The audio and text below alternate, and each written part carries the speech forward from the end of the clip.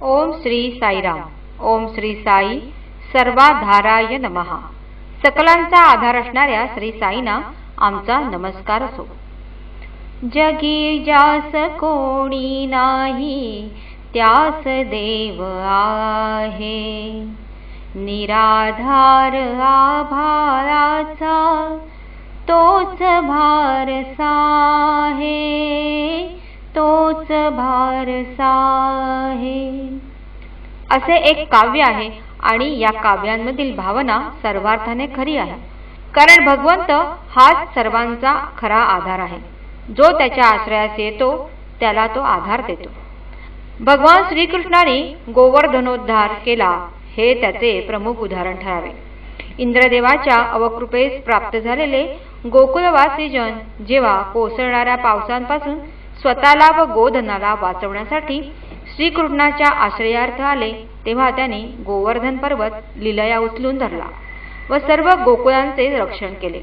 एवढेच नव्हे तर हा सर्व आपला महिमा आहे हे त्यांना जाणवू नये म्हणून श्रीकृष्णांनी त्या गोपाळांनाही त्यांच्या हातातील काठ्यांचा आधार पर्वतास देण्यास सांगितले. म्हणजेच परमेश्वर जेव्हा भक्तांना आधार देतो तेव्हा त्याचे श्रेयही आपणाकडे घेत नाही.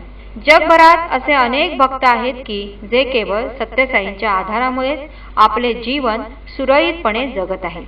त्यातीलच ही एक कहाणी जी प्रातिनिधिक ठरावी. 1966 मधील गोष्ट आहे. मुंबईत एक पती-पत्नी व त्यांची 2 मुले अत्यंत कष्टाचे जीवन जगत होते. त्यातील पत्नी जी देवभक्त अशा कुटुंबात जन्मली होती, परंतु लग्नानंतर मात्र तिच्या दुर्दैवाचे फेरे सुरू झाले. पती जरी व्यवस्थित कमवित होता तरी त्याचे जवळजवळ सारे उत्पन्न त्याच्या भावंडांवर खर्च होत होते. शिल्लक काहीच नव्हती. त्यातच त्या गृहस्थाच्या गळ्याजवळ एक गाठ आली. पाहता पाहता ती वाढतच गेली व पिकली. डॉक्टरांना दाखवल्यावर त्यांनी कॅन्सर असण्याची शक्यता व्यक्त केली. त्यांनी पत्नीला सांगितले की त्या पिकलेल्या गाठीवर स्पिरिट लावून स्वच्छ करा. त्यांनी तसे करताच ती गाठ फुटली व जखम चिघळू लागली. त्यावर उपाय म्हणून त्यावर त्यांनी शिर्डी साईंची उदी लावली. त्यातच चिंतेमुळे पतीची प्रकृती आणखीनच बिघडली व त्यांना हृदयविकाराचा झटका आला. त्या सुमारास त्यांच्या पत्नीला कोणीतरी सांगितले की शिर्डी साईंनी पुनरवतार घेतला असून ते आंध्र प्रदेशात पुट्टपर्ती येथे राहत आहेत व सत्यसाई या नावाने प्रसिद्ध आहेत. पत्नीने पतीला तिथे जाण्याबद्दल विचारले. पतीने होकार दिला व दोघेही पुट्टपर्ती येथे येऊन पोहोचले. पुट्टपर्तीला पोहोचल्यावर दुसऱ्याच दिवशी भगवान बाबांनी दोघांना मुलाखतीसाठी बोलावले. मुलाखतीच्या कक्षात गेल्यावर स्वामी त्या गृहस्थांना म्हणाले, शर्ट काढा. त्यांनी तसे करताच स्वामींनी त्यांना बनियनही काढण्यास सांगितले व त्यानंतर अचानक विभूती साक्षात करून एका हाताने छातीवर चोळली व दुसऱ्या हाताने गळ्यावरील जखमेस विभूती लावली. हसत हसत म्हणाले, कोण म्हणते तुला कॅन्सर झालाय आणि हार्ट अटॅक आलाय? तू तर पूर्णपणे बरा झाला आहेस. हे ऐकताच दोघांच्या डोळ्यातून अश्रूंची अविरत धार सुरू झाली. दोघेही जेव्हा मुंबईला परतले व डॉक्टरांच्याकडे गेले तेव्हा त्याची सुधारलेली प्रकृती पाहून डॉक्टरांना आश्चर्यच वाटले. त्यानंतर हे पती-पत्नी दरवर्षी एकदा तरी पुट्टपर्तीला जाऊन स्वामींचे दर्शन घेऊन येत. परंतु अजूनही त्यांची आर्थिक परिस्थिती बिकटच होती.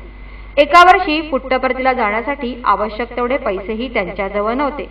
मग त्यांनी एक शक्कल लढवली. ती म्हणजे 2 वर्ष वर्तमानपत्राची रद्दी विकली नव्हती.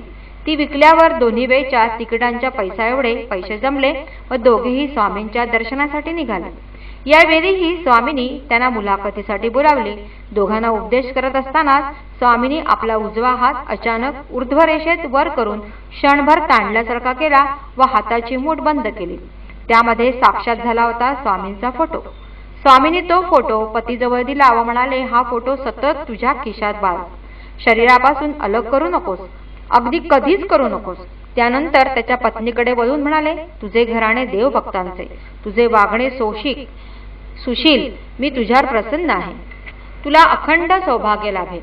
दोघे जण स्वामींचा कृपाशीर्वाद घेऊन घरी परतले.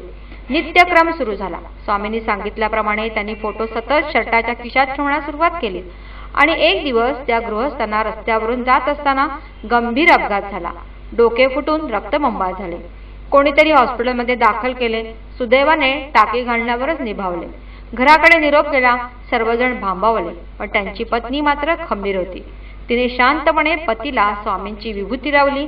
तिला आठवत होता तो स्वामींनी दिलेला अखंड सौभाग्याचा आशीर्वाद. पतीची प्रकृती थोडीशी सुधारल्यावर दोघेही स्वामींच्या दर्शनासाठी निघाले. परंतु पतीच्या मनात मात्र अपराधी भावना निर्माण झाली होती. दोघे पुट्टपर्तीस पोहोचताच स्वामींनी त्वरित त्यांना आत बोलावून घेतले. दोघांची विचारपूस केली, परंतु ते गृहस्थ मात्र खाली मान घालून उभे होते. त्यांच्या हनुवटीला धरून त्यांची मान वर करत स्वामी म्हणाले, काय फोटो हरवला म्हणून घाबरला आहेस ना? अपघाताच्या वेळी फोटो हरवला का? तुला असंच वाटतंय ना? म्हणून तर दिला होता तो फोटो तुझ्या रक्षणासाठी, आणि तो काही हरवला नाही. हा बघ, तो माझ्याकडे परत आलाय तुझ्यावरचे संकट दूर करून. स्वामींनी हाताची मूठ उघडली. तोच फोटो त्यांच्या तळहातावर होता. ओम श्री सत्यसाई नाथार्पणमस्तु.